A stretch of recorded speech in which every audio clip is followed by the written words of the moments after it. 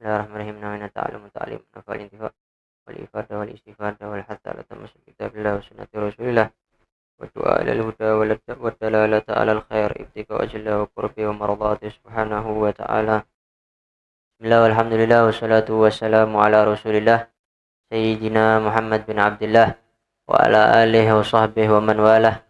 Rabbi syrah li sadri wa yassir li amri wa hlul 'uqdatam min lisani yafqahu qawli wasaddid lisani wahdi qalbi bijahin nabi wa alin nabi amma ba'd.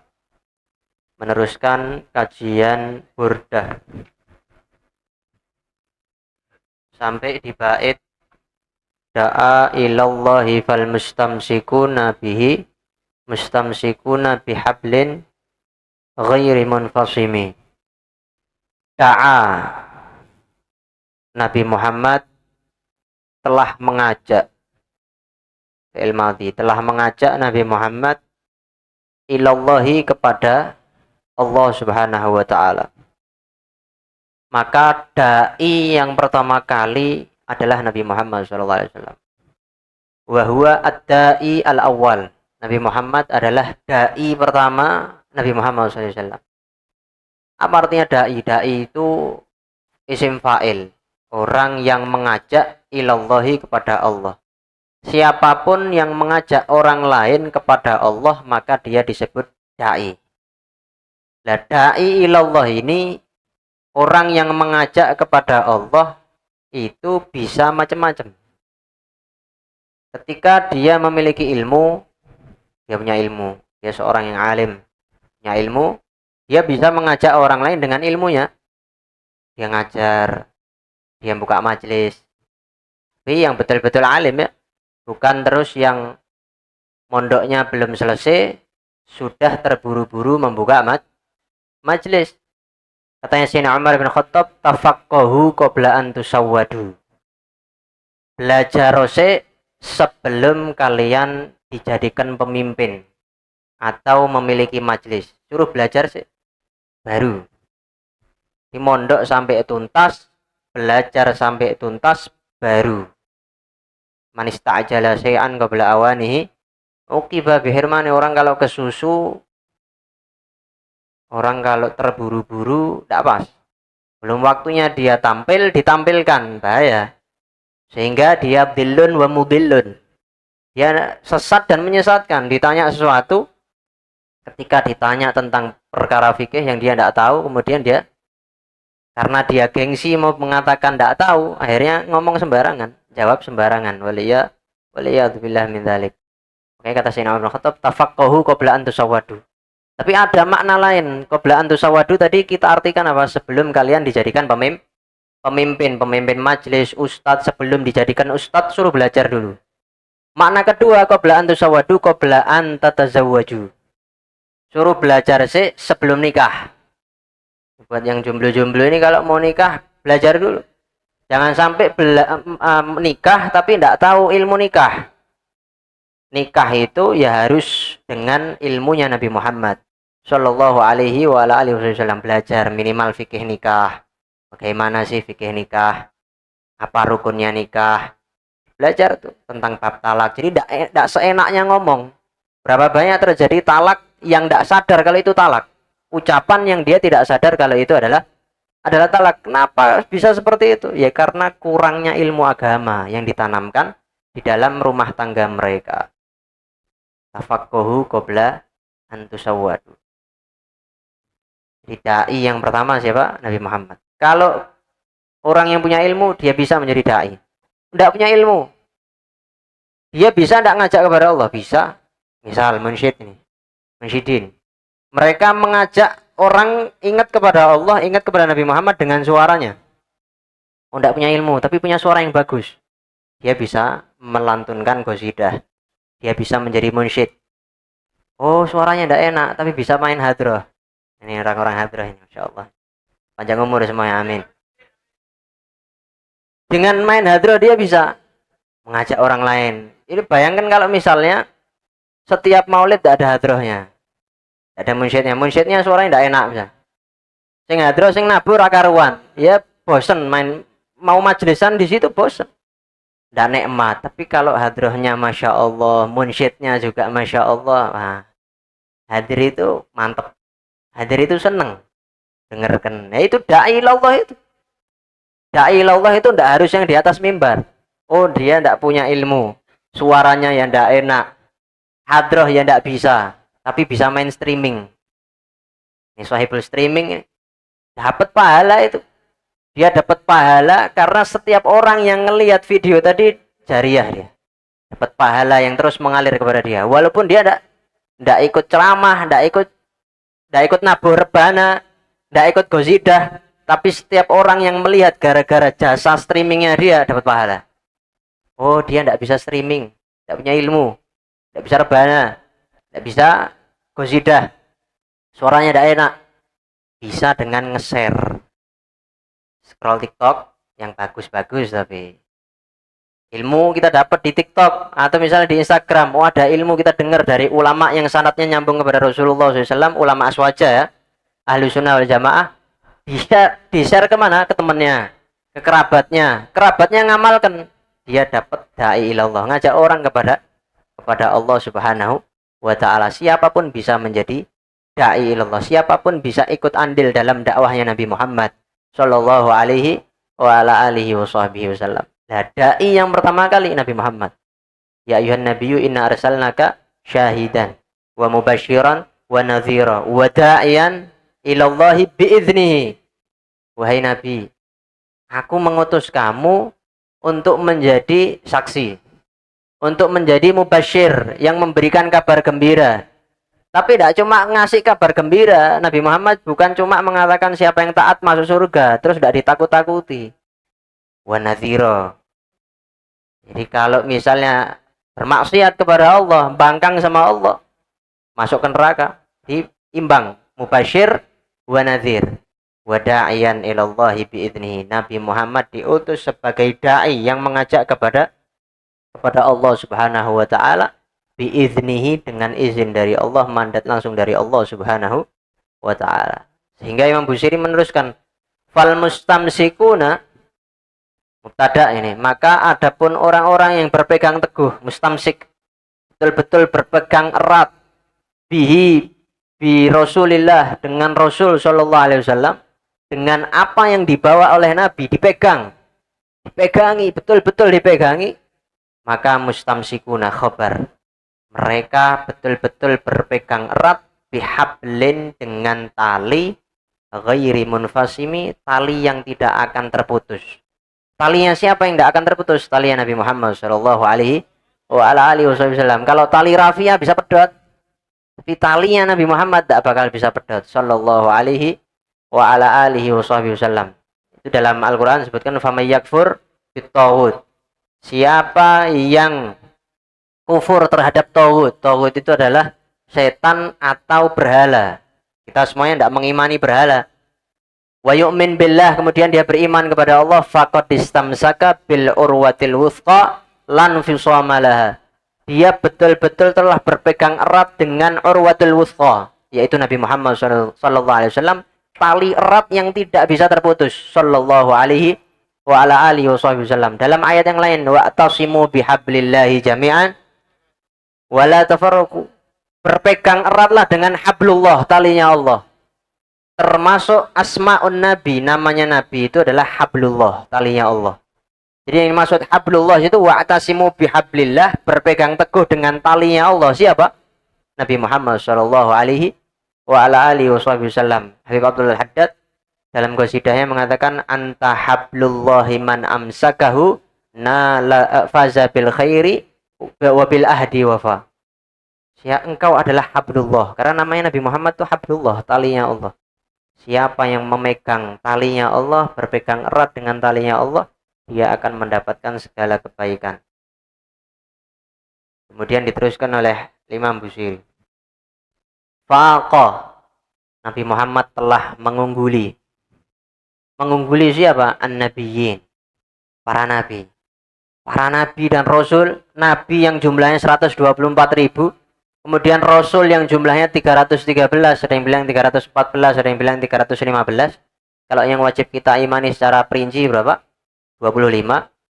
Semua para nabi, semua para rasul ada di bawahnya Nabi Muhammad. Nabi Muhammad faqan nabiyyin. Nabi Muhammad di atas segala-galanya, di atas alam semesta, di atas para nabi dan para rasul. Sallallahu alaihi wa ala alihi wasallam. Dalam apa? Fi khalqin. Unggul dalam khalq. Khalq itu adalah tampak apa? Zahir.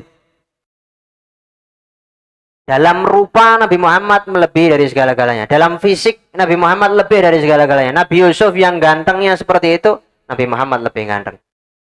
Ketika Nabi Muhammad ditanya bagaimana gantengnya, tampannya Nabi Yusuf dengan engkau wahai Nabi, Nabi Muhammad jawabannya gini, ana amlah. Saya lebih ganteng. Sallallahu alaihi Nabi. Gimana Nabi gantengnya Nabi Yusuf? Intinya saya lebih ganteng.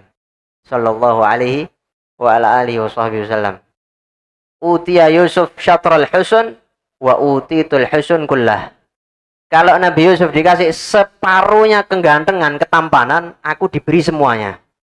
Sallallahu alaihi wa ala alihi wasallam. Diriwayatkan oleh Sayyidina Anas bin Malik. Itu Rasul pernah bersabda, "Ma ba'atsallahu nabiyyan." Allah tidak pernah mengutus seorang nabi illa hasanal wajhi, kecuali pasti tampan. Pasti good looking. Nabi itu tidak mungkin tidak good looking, tidak perlu skincare ya. Yang sudah dari sananya begitu. Sudah dari sananya good looking, diutus sama Allah pasti ganteng-ganteng. Para nabi itu pasti ganteng. Nah, yang paling ganteng Nabi Muhammad. Wa hasanas shaut, dan suaranya pasti bagus. Karena kalau suaranya tidak bagus, akhirnya umatnya gerundel. Loh, ini kok suara elek. Ini para nabi semuanya suaranya bagus. Nabi Harun fasih, tapi Nabi Muhammad lebih fasih.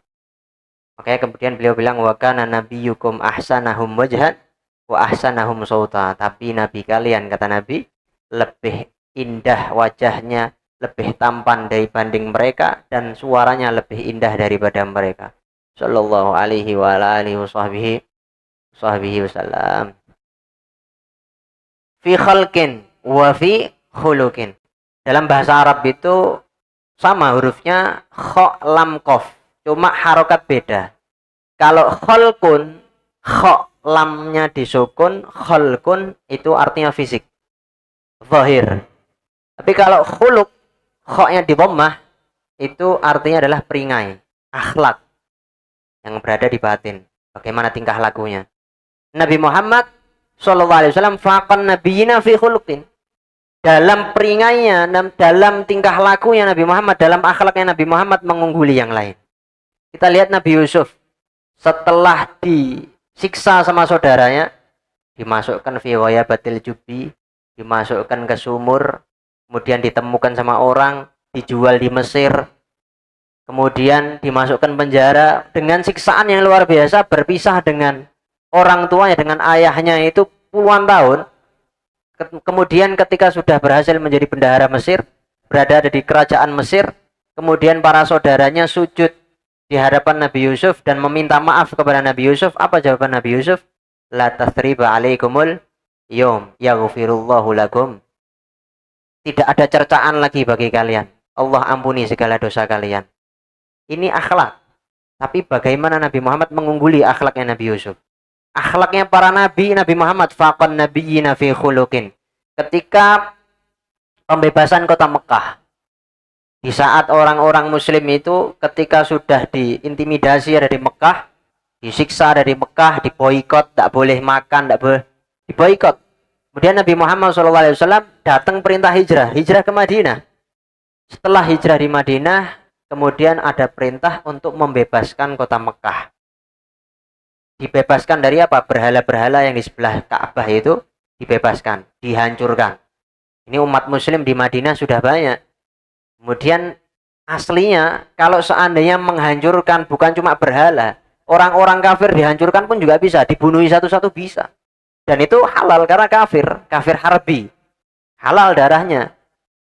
Tapi ketika Nabi Muhammad SAW berangkat ke Mekah, pembebasan kota Mekah, dihancurkan segala berhala, itu para orang-orang kafir, apa kata Nabi SAW? Orang-orang kafir mereka itu yang mencaci maki Nabi dulunya. yang pernah melempari kotoran di wajah Nabi Muhammad SAW. Nabi Muhammad sujud di depan Ka'bah, dikasih kotoran unta. Bahkan pernah ada yang menginjak kepala Nabi Muhammad SAW. Itu mungkin kalau kita ini pembalasan.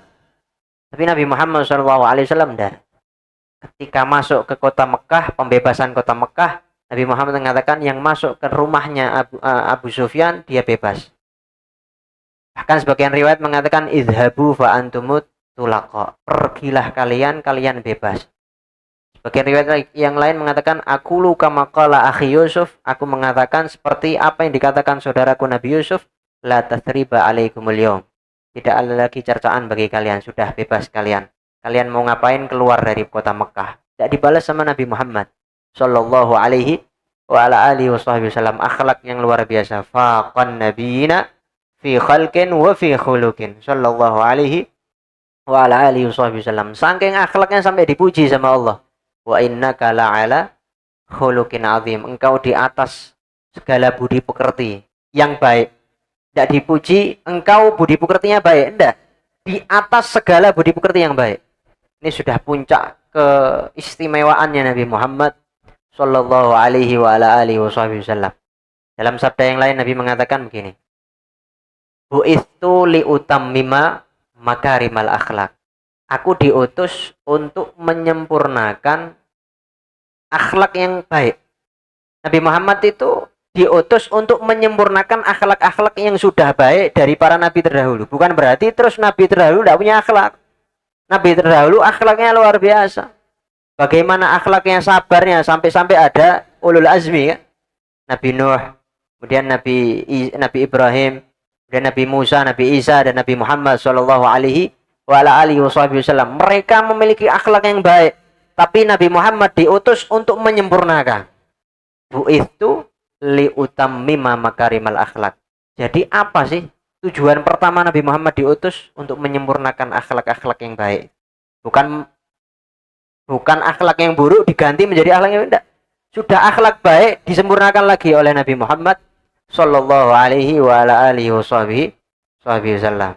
Luar biasa Nabi Muhammad. Tidak sampai situ. Teruskan lagi sama Imam Busiri. Walam yudanu. Dan mereka para nabi tidak mendekati Nabi Muhammad. Tidak bisa mendekati Nabi Muhammad. Dalam apa? Fi ilmin. Dalam keilmuan Nabi. Mendekati aja enggak, apalagi sama sallallahu alaihi Nabi.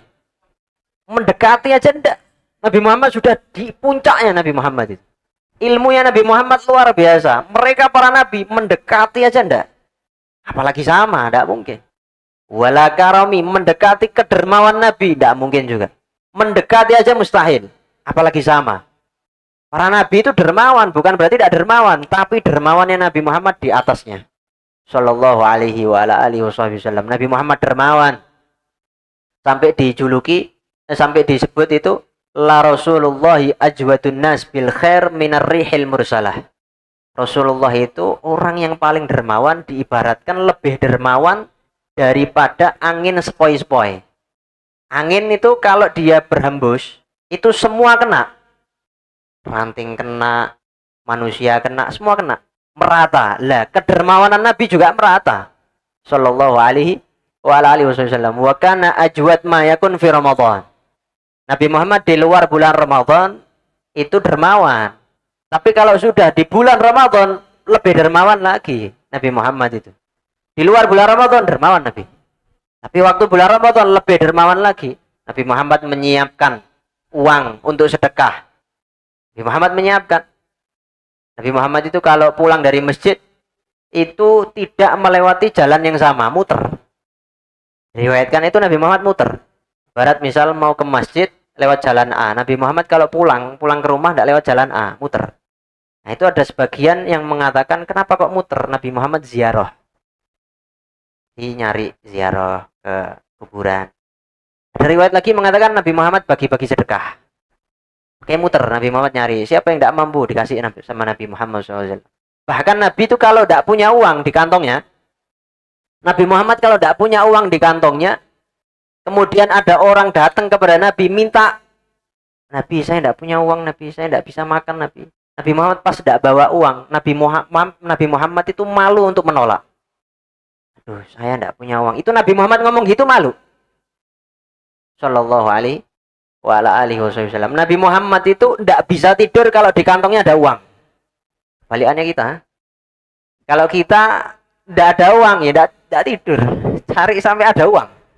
Tapi Nabi Muhammad kalau ada uang ini harus keluar ini uang. Sallallahu ala Nabi Muhammad. Saking dermawannya Nabi Muhammad SAW. Pernah Nabi Muhammad ketemu satu orang.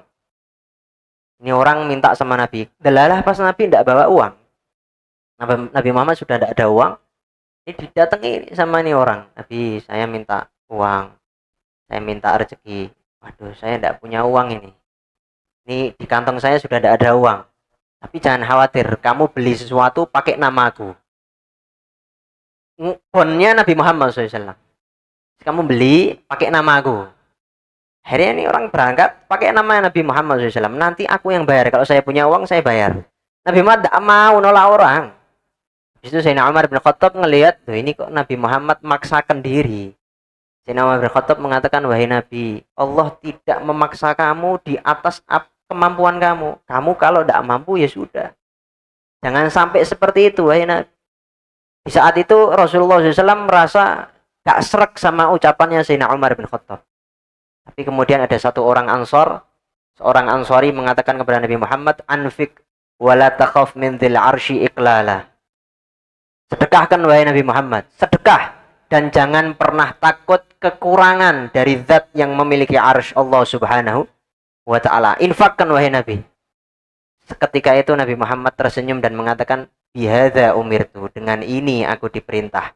Artinya Nabi Muhammad selalu dermawan mengeluarkan uangnya untuk umatnya. Nabi Muhammad memikirkan bagaimana masyarakatnya, bagaimana sahabat-sahabatnya ketika mereka tidak mampu. Nabi Muhammad pikirkan. Nabi Muhammad kalau diundang itu, pernah suatu ketika Nabi Muhammad SAW waktu ceramah, waktu tengah-tengah khutbah itu, kemudian ada Sayyidina Anas bin Malik. Sayyidina Anas bin Malik ini khadimnya Rasulullah SAW, melihat di perutnya Nabi ada 3 batu. Karena Nabi Muhammad tuh kalau lapar itu diganjel batu untuk mengurangi rasa lapar. Sayyidina Anas melihat, ini ada apa ini? Berarti Nabi lapar. Tapi bukan berarti itu sahabat yang lain tidak tahu kalau Nabi Muhammad kelaparan. Dan para sahabat itu ya dalam keadaan yang sama, lapar. Mereka itu kalau punya sesuatu langsung dikasihkan kepada Nabi. Bukan berarti terus melihat nabinya kelaparan, mereka kenyang. Tidak, itu bukan sifatnya sahabat. Nabi Muhammad, sifatnya sahabat itu kalau gurunya Nabi Muhammad itu lapar, ya mereka ikut lapar. Sallallahu alaihi wa ala alihi wasallam wa radhiyallahu anhu sahabah. Kemudian Sayyidina Anas bin Malik melihat, tuh ini Nabi Muhammad lapar ini, sampai diganjel perutnya. Pulang itu Sayyidina Anas bin Malik, pulang ke rumahnya, ketemu ibunya namanya Ummu Sulaim. Kemudian ketemu ayah sambungnya Abu Talha.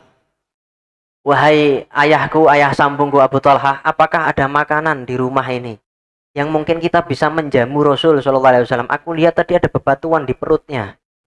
Bisa enggak kita jamu Rasulullah sallallahu alaihi wasallam? Habis itu bilang sama Ummu Sulaim, wahai Ummu Sulaim, coba carikan makan. Ternyata dilihat cuma ada beberapa butir kurma sama sepotong roti yang mungkin cukup untuk 2 sampai 3 orang. Tak cukup kalau banyak.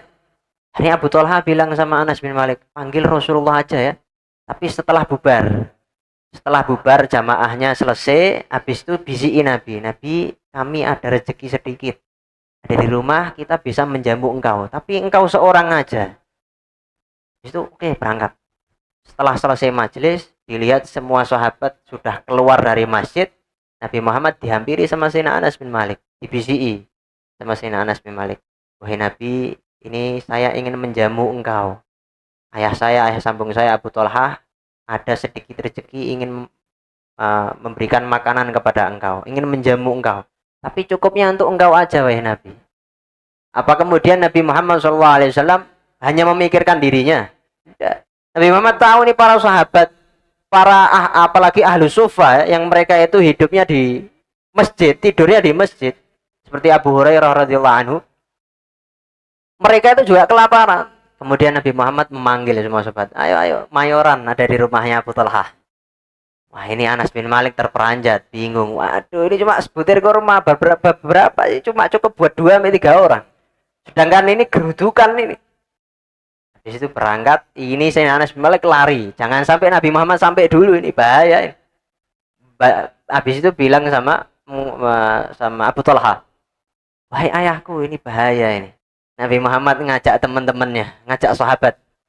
Waduh, gimana? Ya sudahlah. Apa kata Nabi? Lihat para sahabat ini. Itu datang Nabi Muhammad SAW. Para sahabat yang lain tadi yang diajak sama Nabi disuruh di luar dulu. Bentar. Nabi Muhammad punya adab. Bukan berarti terus gerudukan datang ke rumah. Bingung Sahibul Baitnya. Disuruh di luar dulu. Luar dulu ya. Saya tak bicara bentar sama Sahibul Bait. Masuk. Habis itu ketika masuk, Nabi Muhammad SAW bilang sama Abu Talha, ambilkan saya nampan. Sama apa yang kamu punya, taruh di atasnya. Ditaruh cuma beberapa butir kurma sama beberapa potong roti. Kemudian Nabi Muhammad meletakkan tangannya di atas beberapa butir kurma tadi itu sambil dibaca-bacai sama Nabi Muhammad. Dikasih keberkahan. Setelah selesai dibaca-bacai, tangan Nabi Muhammad diletakkan di atas beberapa butir kurma tadi itu. Kemudian Sayyidina Anas bin Malik panggil para sahabat, panggil dulu 8 orang. Akhirnya masuk 8 orang. Ketika masuk 8 orang disuruh makan, ayo ambil. Akhirnya mereka mengambil di bawah daripada tangan Nabi Muhammad SAW. Tabarukan sama Nabi. Maka 8 orang kenyang, panggil lagi, keluar ganti. 8 orang lagi panggil, masuk lagi 8 orang. Setelah selesai makan lagi, keluar lagi, panggil lagi 8 orang. Itu kata Sayyidina Anas bin Malik, makanan tersebut cukup untuk 80 orang. Sallallahu alaihi wa ala alihi wasallam. Nabi Muhammad tak mikirkan diri sendiri. Ajwadan nas bil khair minar rihil mursalah. Sallallahu alaihi wa ala alihi wasallam. Maka dalam bait ini menunjukkan bagaimana keagungan kemuliaan Nabi Muhammad sallallahu alaihi wa ala alihi wasallam. Nabi Muhammad di atas segala-galanya, sayyidul anbiya, sayyidul mursalin, pemimpin para nabi dan pemimpin para rasul. Kalau misalnya ada orang yang tanya, itu kan ada hadis yang mengatakan la tufaddiluni ala Yunus bin Matta. Jangan kalian unggulkan aku melebihi daripada Nabi Yunus. Nah, itu maksudnya Nabi Muhammad itu tawadhu. Nabi Muhammad itu tawadhu, tidak mau diunggul-unggulkan, bukan berarti tidak boleh. Bahkan kita tidak boleh mengunggulkan selain Nabi Muhammad. Kita harus mengunggulkan Nabi Muhammad sallallahu alaihi wasallam. Ada lagi yang mengatakan maksudnya mengunggulkan, yang dilarang itu yang sampai merendahkan nabi yang lain. Kalau misalnya kita mengunggulkan Nabi Muhammad tanpa merendahkan nabi yang lain, ya itu ya harus. Itu yang diperintahkan oleh Nabi Muhammad sallallahu alaihi wa ala alihi wasallam. Semoga itu semuanya bisa menambah rasa cinta kita kepada Nabi Muhammad sallallahu alaihi wa ala alihi wasallam. Ada pertanyaan?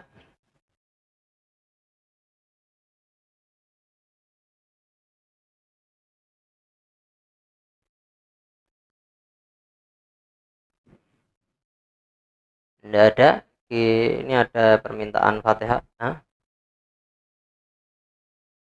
Niat puasa.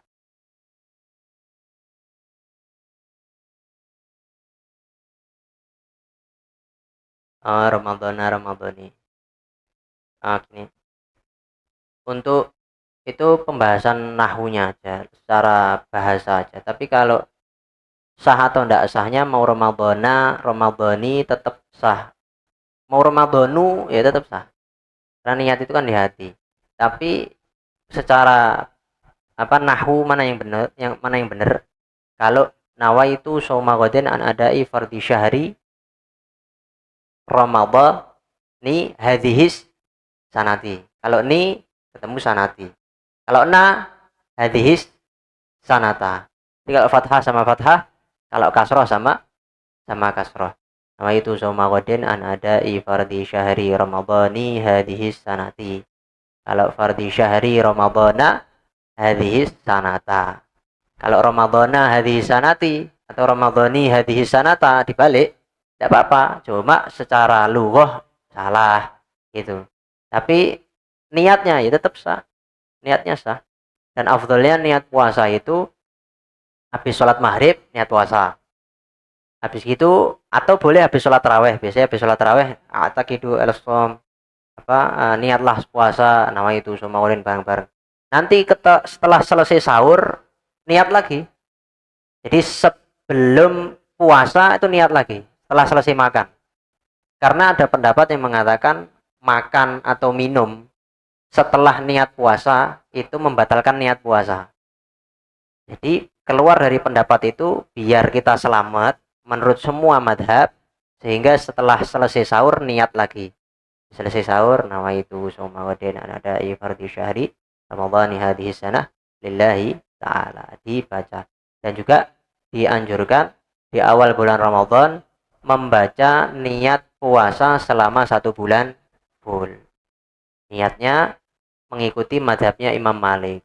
Tujuannya apa? Kalau seandainya meninggal pertengahan bulan Ramadan, dia mendapatkan pahala sebulan full. Hari kedua sudah meninggal, dia dapat pahala seperti sebulan full bulan Ramadan.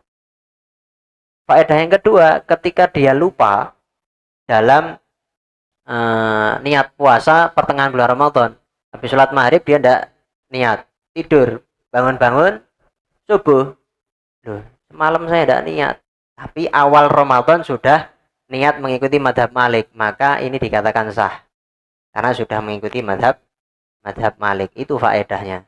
Tapi kalau misalnya awal tidak niat begitu, ya dia tidak sah puasanya. Puasa Ramadan, puasa wajib itu harus sebelum subuh, dari mulai terbenam matahari sampai waktu subuh. Sebelum subuh itu harus niat. Kalau tidak ada niat, tidak sah puasanya. Kalau puasa sunnah beda. Kalau puasa sunnah itu maksimal zuhur. Tapi ya habis subuh tidak makan ya. Kan berarti terus habis subuh, besok ini hari Sabtu. Misalnya nanti puasa Senin. Puasa Senin habis duha, habis sholat duha, kemudian mau saya kok pengen puasa Senin ya. Habis itu niat puasa Senin boleh. Yang penting habis subuh sampai sholat duha tidak makan. Kalau sudah makan tidak boleh. Habis sarapan saya kok pengen puasa, wah tidak boleh itu. Allah alam. Ada lagi? Nah, ya.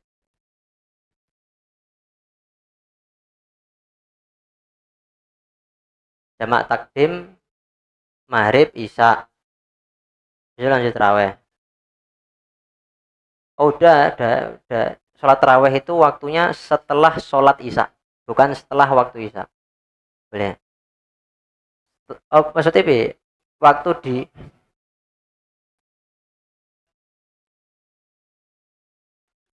jamak takdim. Udah nanti setelah, tetap setelah apa? Setelah waktu isya. Setelah sholat isya. Nah, oh ya boleh, sama kayak witir. Sama kayak witir. Witir ya, sama kayak witir. Witir itu boleh dilakukan setelah jamak takdim sholat isya. Yang dianggap itu ba'da fi'lil isya. Setelah mengerjakan sholat isya. Bukan waktunya tapi sholatnya. Setelah mengerjakan sholat isya. Itu kalau jamak takdim ya. Jamak takhir ya mimbab aula. Lagi? Ayo.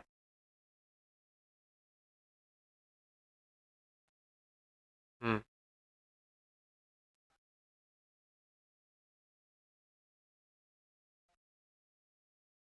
Hmm.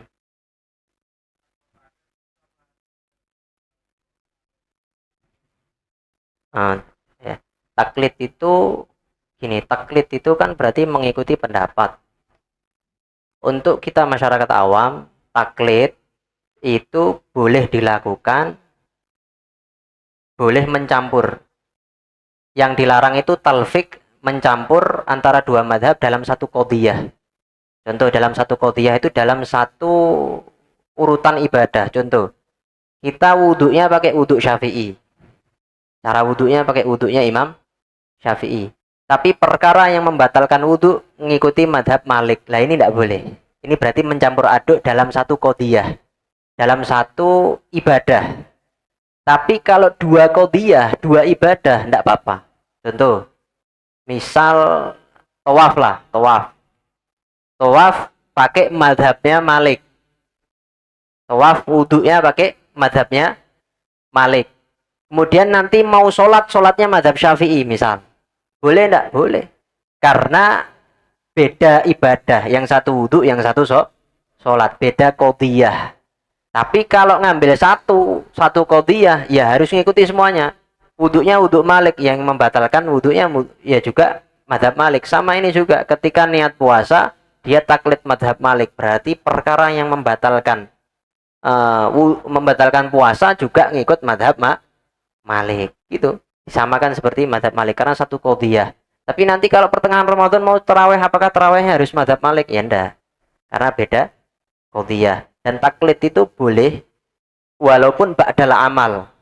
Setelah kita selesai sholat, kemudian kita kayak ini ada pendapat, dan apa kita harus tahu nama imamnya? Tidak harus tahu.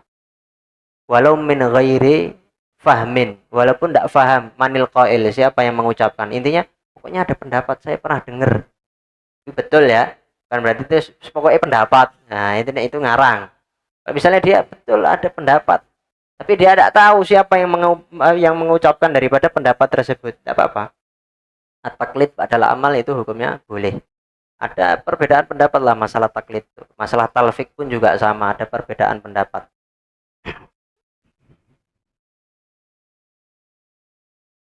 Ya, ada Fatihah Niyati Syifa untuk Al-Habib Hasan bin Saleh Al-Idrus, kemudian juga Ibu Muslimah. Semoga Allah beri kesehatan, kesembuhan, panjang umur, sehat afiat, fi khairatu wa afiyah. Allah yashfihima bi syifaan ajal, syifaan la yughadiru saqaman wa la alama ala hadhihi niyyah wa kulli niyyatin salihah wa ila hadratin Nabi Muhammad sallallahu alaihi wasallam. Al-Fatihah.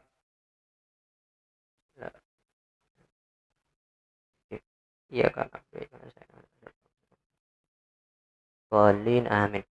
Sebelum dzikrul jalalah, pengumuman minggu depan, Jumat depan itu penutupan sementara sebelum Ramadan Majelis Dalalal Huda. Jumat depan tanggal 13 Februari sama kakak saya Habib Muhammad bin Farid Al-Mutahhar. Nanti juga Abah datang juga insyaallah. Penutupan ya. Monggo para datang, ajak teman semuanya, ajak kerabatnya untuk bisa datang di penutupan majelis Jumat depan tanggal 13 Februari nanti insyaallah, yang mengisi Habib Muhammad bin Farid Mutahhar.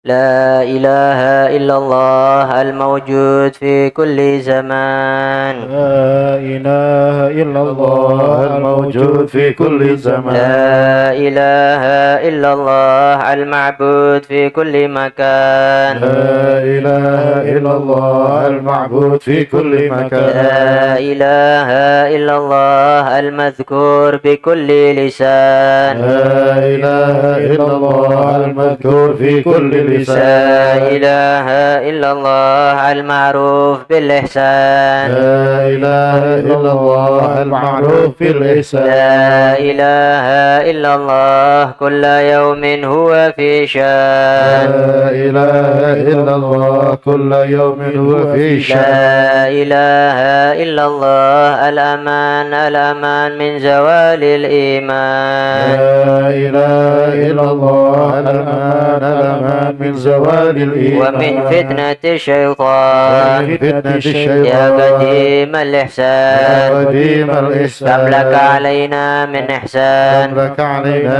من إحسان. إحسانك القديم. إحسانك القديم. يا حنان يا منان. يا حنان يا منان. يا رحيم يا رحمن. يا رحيم يا رحمن. يا غفور يا غفار. يا غفور يا رحمن. اغفر لنا اغفر لنا وارحمنا وارحمنا وأنت خير الراحمين. وأنت خير الراحمين. صلى الله على سيدنا محمد وعلى آله وصحبه وسلم. يا ربنا اعترفنا بأننا اقترفنا وأننا أسرفنا على لظى أسرفنا، فتب علينا توبة تغسل كل حوبة، واستر لنا العورات وآمن الروعات، واغفر لوالدينا ربي ومولودينا ولا والآل والإخوان وسائر الخذان وكل ذي محبة أو جيرة أو صحبة والمسلمين أجمع آمين ربي أسمع فضلا وجودا منا